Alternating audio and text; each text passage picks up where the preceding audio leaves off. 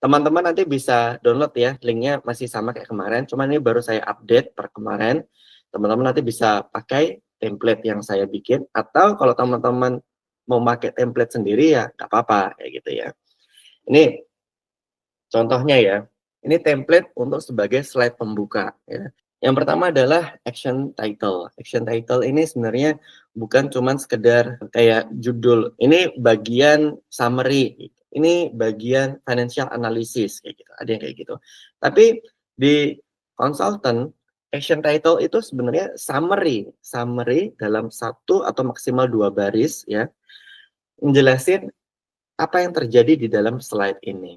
Nah, dalam kasus report analisis valuasi kita ini ya, bagian pembuka ini biasanya kita lihatin di bagian awalnya adalah chart valuasi kita, kemudian target price kita berapa, kemudian investment thesis-nya itu ada di sini. Kita lihatin 1, 2, 3 apa.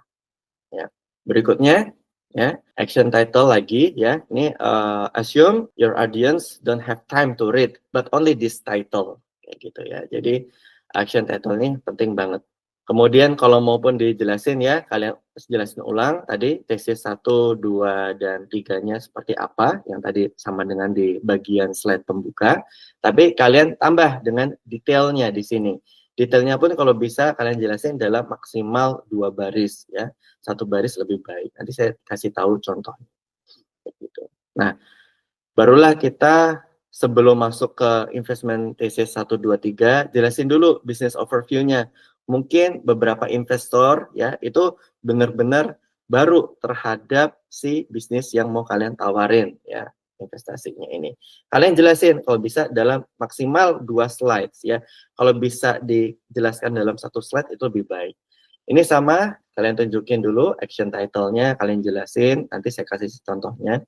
Kemudian bisnis modelnya perusahaan ini kayak gimana, kemudian dari sisi sales percentage sebenarnya dia dari bisnis modelnya itu bisnis mana aja yang mengkontribusi total sales perusahaan paling signifikan ya. Kemudian market share-nya dia dari industri ini berapa persen ya. Kemudian mungkin detailnya ada di sini sedikit kayak gitu. Kalian jelasin investment thesis 1, 2, 3 ya, kalian jelasin dengan argumen satunya apa, argumen duanya apa, bisa dengan bentuk gambar atau kalian kasih chart data pendukung kayak gitu. Terus penjelasan sedikit di sini ya, maksimal 3 poin. Kalau udah kalian jelasin tesis 1, 2, 3 gitu, masing-masing tesis boleh dijelasin dalam 1 slide atau 2 slide ya, mungkin maksimal 3 slide ya untuk per tesisnya. Bagian financial analysis biasanya yang ditunjukin adalah proyeksi revenue-nya seperti apa, kemudian performance dibandingkan kompetitor. Nah, performance ini akan ada banyak ya sebetulnya ya. Nah, ketika kalian balik lagi ke analisis rasio yang udah kalian lakukan kemarin-kemarin, itu kan ada banyak rasio ya yang dibandingkan dengan peers-nya, dengan kompetitornya itu. Ada rasio yang posisinya si perusahaan ini lebih tinggi, lebih bagus. Ada yang lebih lemah kayak gitu. Kalian ambil aja mana yang performance-nya tuh lebih baik, yang mendukung investment thesis kalian gitu. Jadi jangan sampai kalian udah rekomendasinya buy, investment thesis 1, 2, 3-nya udah oke, tapi di financial analysis kalian malah nunjukin argumen yang justru melemahkan investment thesis kalian. Nah, ini kan pada akhirnya kita ini sebenarnya kayak lagi jualan ya. Kalau kita jualan pasti kita tunjukin poin-poin yang bagusnya yang mendukung dari argumen kita tadi.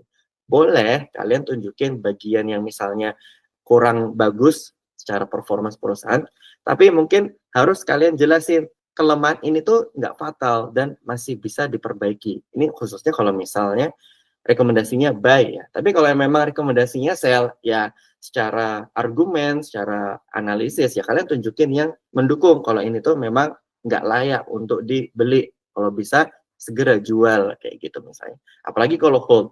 Kalau hold ini lebih tricky lagi ya karena kalian harus menjabarkan kekuatan dan kelemahan secara seimbang ya.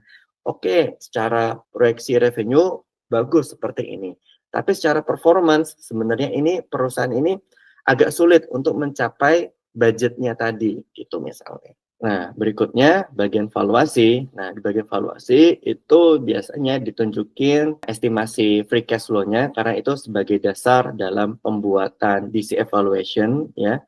Action title-nya juga sama ya, bikin summary dari slide ini. Kemudian sensitivity analysis juga dibuat ya untuk menunjukkan persebaran ya, estimasi harga kalau misalnya indikatornya kita naikkan atau turunkan. Kemudian kita juga membuat perbandingan karena kita kemarin belajar membuat skenario analisis kondisi bear case ketika kondisi skenarionya itu lebih buruk daripada base case, atau bull case ketika kondisinya lebih baik dibandingkan yang base case ini kayak gitu.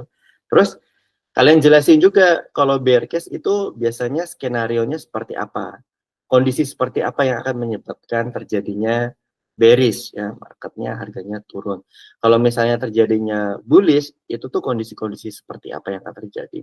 Kalau misalnya harganya sesuai dengan perkiraan yang dasarnya kalian, itu seperti apa kondisinya. Dan terakhir, summary of recommendation, ini sama persis dengan bagian pembuka tadi ya. Bagian investment thesis-nya sama persis, bisa kalian copy paste, atau kalian paraphrase kata-katanya juga boleh, asalkan tidak membingungkan investor ya. Kemudian action title-nya, misalnya ini standarnya bisa kayak gini, ya udah langsung to the point aja. Final recommendation-nya apa? Buy, sell, atau hold dengan potential return atau potential loss-nya berapa persen kayak gitu. Kemudian di football kalian tunjukin football field analysis ya, target price-nya tuh berapa jadinya, dan dari closing price-nya berapa.